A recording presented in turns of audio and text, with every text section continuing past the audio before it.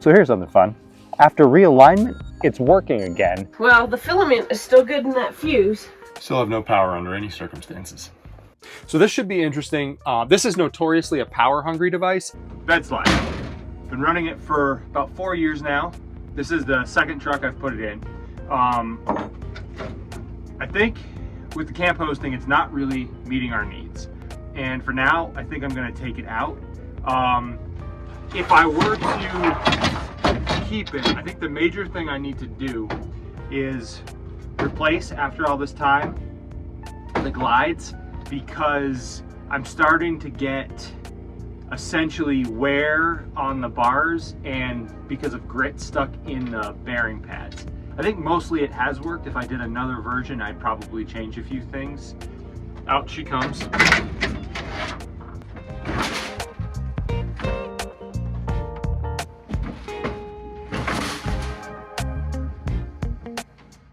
Just found the Bedslide frozen and couldn't slide it. I think I figured out what the problem is.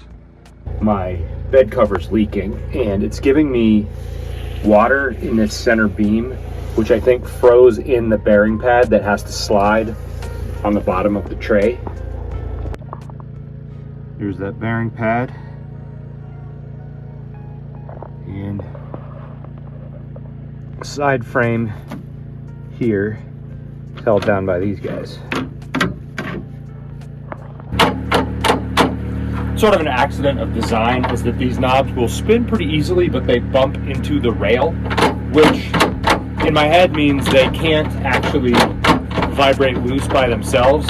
This being under the top tray, you'd never see it happening if they were to loosen up.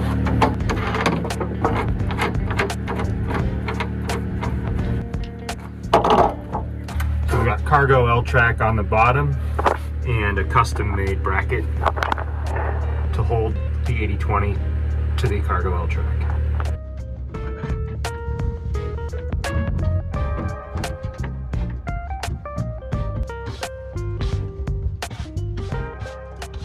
I guess I put a lot of work into designing the Bedslide, revising it, and making it right for a time, but I'm trying not to be too precious. If it's not working for me right now, I probably shouldn't keep it. Bottom line is I just can't be precious about it.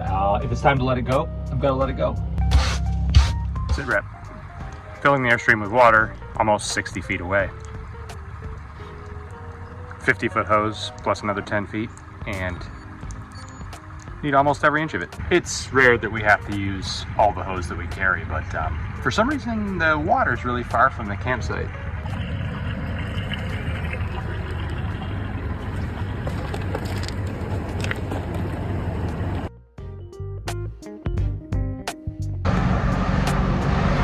If you're driving more slowly, remember to turn out.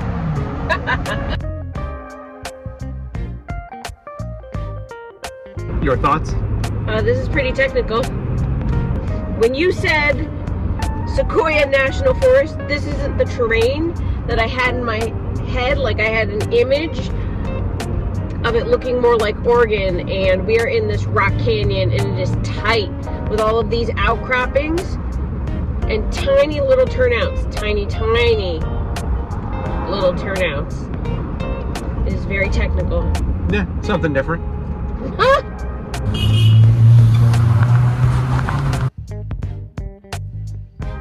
We just went from mountain goat path to 4 lanes. I have no idea how the dump trucks and tractor trailer trucks and stuff that I'm seeing going the other direction are going to do with all of those heavy outcroppings. And this is spectacularly beautiful. However, I see snow. Hold on. We've spent the last 5 days trying to outrun the snow, and we just are ahead of it. We just keep getting ahead of it. I feel like I'm being chased by the snow. We waxed the truck after going through a car wash. Some good old-fashioned hand waxing with some turtle wax. This week has been, or the last couple of days really, have just been some really mundane stuff. Like, we did about 50% of the massive pile of laundry, and we're going to need to go back to the laundromat and finish. We took some stuff to the post office, and it's vacuumed. We've cleaned the bathroom, like just some very, very basic like housework and chores in a very, very beautiful location. Let me show you.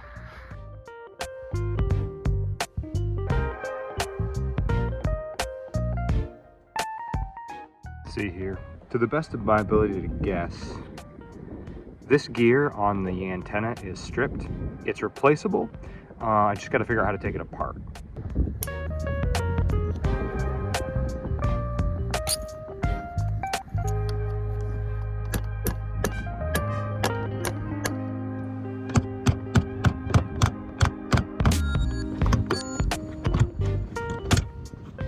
I'm hoping with the 2 pins wiggled out of here, I can slide this whole thing backwards and have a look at the gear. Definitely got some chipped teeth along here. It's got a general warp to it, but I'm not sure. It's as bad as I thought it was going to be.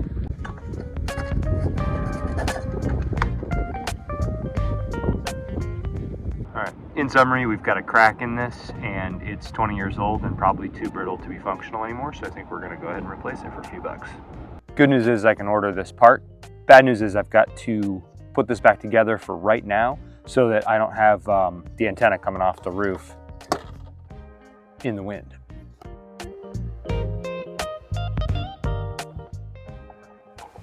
So here's something fun. After realignment, it's working again. I think we've got a bad spot on those teeth, so I think it makes sense to replace it. We'll see if Shauna can put it down. You want to go ahead and start down with it?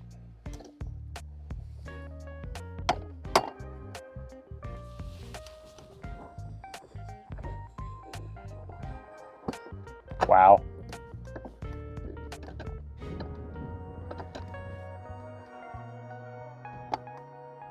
Keep going. You're almost there. All right. Shauna was able to put it up and down, so I don't know if I've just kind of got a bad spot. You could see that there was chips out of the teeth. It's possible we've just reoriented everything enough where it now works a little bit. Good to know. This gear is definitely brittle. There's a crack in it. It needs to be replaced. Fun to know that it does work with a little bit of maintenance. All right, we've been boondocking for a couple days now. Really happy with the spot we're in. I'm out for a couple errands, propane fill and a post office drop off. Back selling things on eBay, and that's going pretty well. Could be better. I was just cleaning this and it's not turning on. So that one is switched. If it goes up, it turns on. Correct. And I have 3 modes. None of it works? None of it works. There is a fuse. Okay, do you want to unscrew that, drop the fuse out right now? What's it look like? Well, the filament is still good in that fuse. Did we install that before we started using Wagos? I don't remember. I'd have to go back and look at the video. Okay. 2 things to check then. We can check the fuse down below on the 12-volt panel, and if that isn't a solution, we will have to see about the wiring. The answer to the question is no, we have not used Wagos. In trying to tease the wires out to get to them, I have pulled this connection out. I'm wondering if I had a loose connection. I'm gonna redo this connection with Wagos and see if that solves my problem. So I've got crimp connections in here, and I'm just gonna cut them off to make a Wago connection. So just touching these together, I don't have any power in the fan. So Wagos aren't gonna solve this problem. I'm gonna solve this loose connection, which just happened to be incidental. Still don't know why the fan isn't responding. All right, so I've got a triple connection here made with wire nuts running over to feed power to that fan.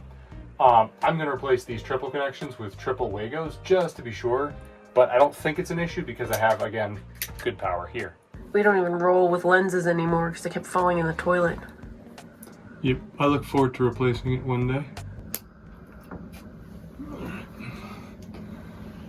One of them is done. Wagos have now been installed to replace the wire nuts, and double checking this fixture still works. So now I'm gonna come over to the fan and see if I've improved anything.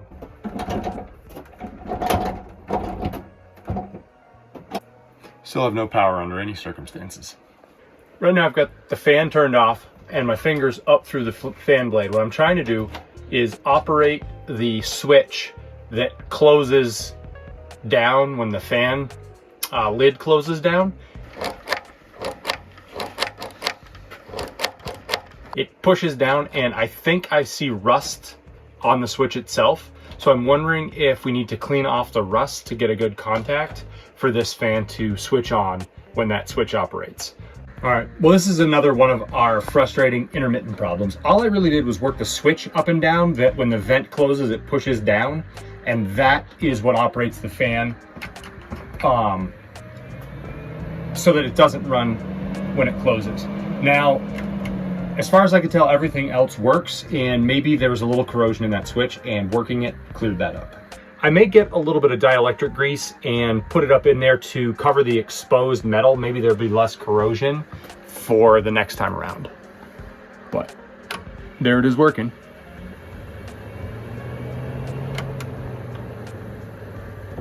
We like to work while we're working, and one of our barriers over the summer while we were camp hosting is that we had kind of poor internet, weak cell phone signal, and we were deep in the trees so that we could not turn on our Starlink.